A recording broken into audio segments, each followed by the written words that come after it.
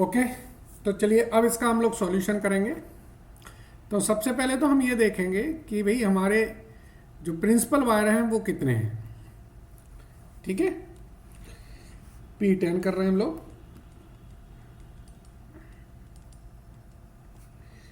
Principal wire magazine A, B और C है। इसमें 20% प्रिंसिपल वायर है, इसमें 15% प्रिंसिपल वायर है,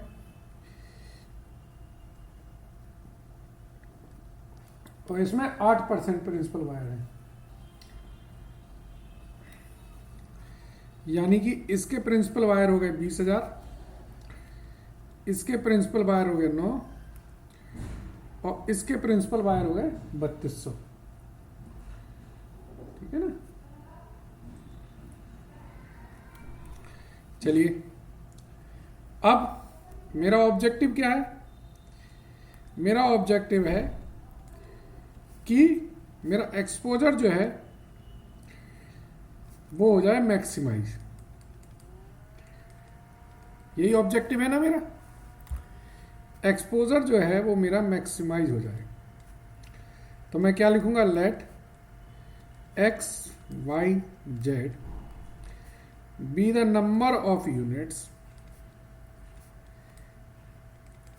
to be, number of units की जगह हम वो वर्ड यूज करेंगे number of advertisement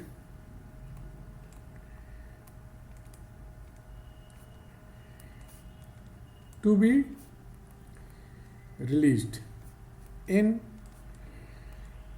magazine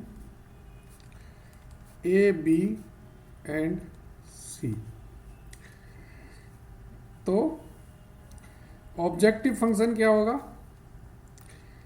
Z is maximise Z is equal to 20,000X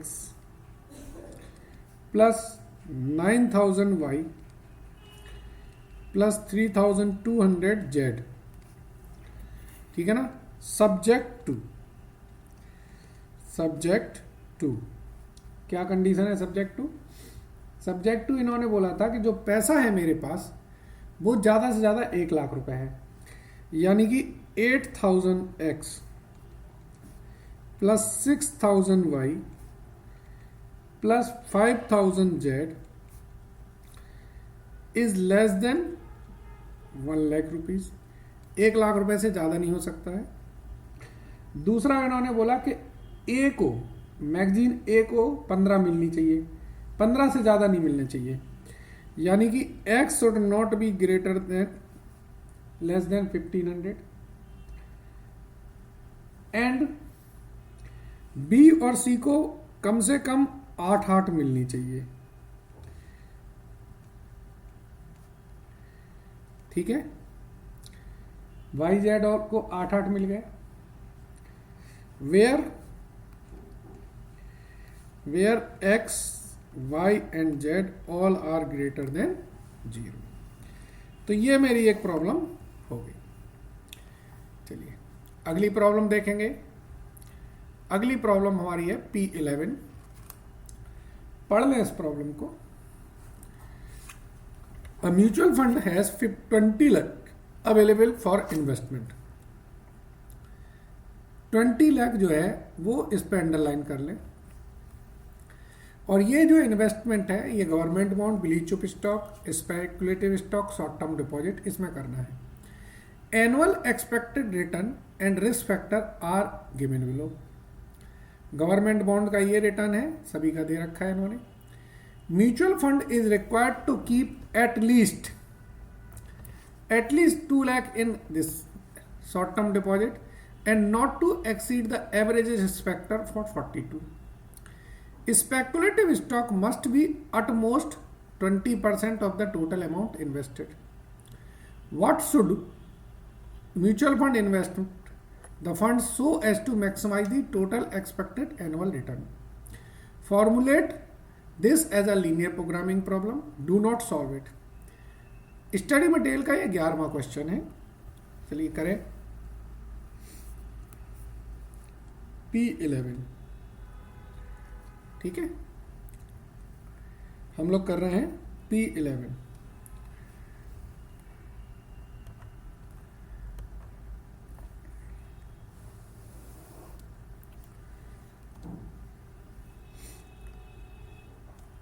हम लिखेंगे late x1, x2, x3, x4 be the amount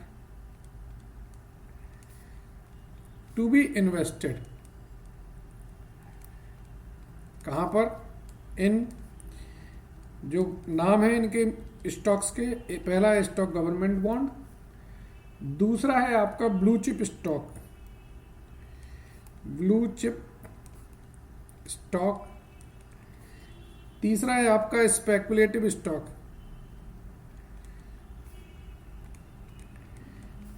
and चौथा है आपका short term deposit. Blue chip stock, short term deposit. Mutual fund is required to keep at least 2 lakhs। Okay, चलिए वो करेंगे। तो objective function क्या है? Maximise z is equal to 0.14x, 14% return है तो हम 0.14 लिख सकते हैं, plus 0.19x2 plus 0.23x3 plus 0.12x4। ये इनकी रिटर्न्स हो गई। सब्जेक्ट टू, अब जो मेरी कंडीशंस हैं वो भी देख लें। पहली कंडीशन है कि एटलीस्ट 2 लाख रुपए हमारे को शॉर्ट टर्म डिपॉजिट में रखना है, और जो शॉर्ट टर्म डिपॉजिट है वो हमारा X4 है, तो X4 में कम से कम 2 लाख रुपए रखना है। दूसरा क्या है? And should not exceed the average risk factor. Average risk factor का जो इन्होंने बोला है वो 42 से ज्यादा नहीं होना चाहिए। तो एवरेज रिस्क फैक्टर कैसे निकालेंगे हम? हर एक का रिस्क फैक्टर देख लिए। पहले का है 12, दूसरे का है 24, तीसरे का है 48, चौथे का है 6 only, upon x1 plus x2 plus x3 plus x4। ये जो है वो 42 से ज़्यादा नहीं हो सकता है। तो इसको सॉल्व करेंगे जब, तो ये आ जाएगा 12x1 plus 24x2 plus 48x3 plus 6x4 should not be less than 42x1। सब में ऐड कर देंगे।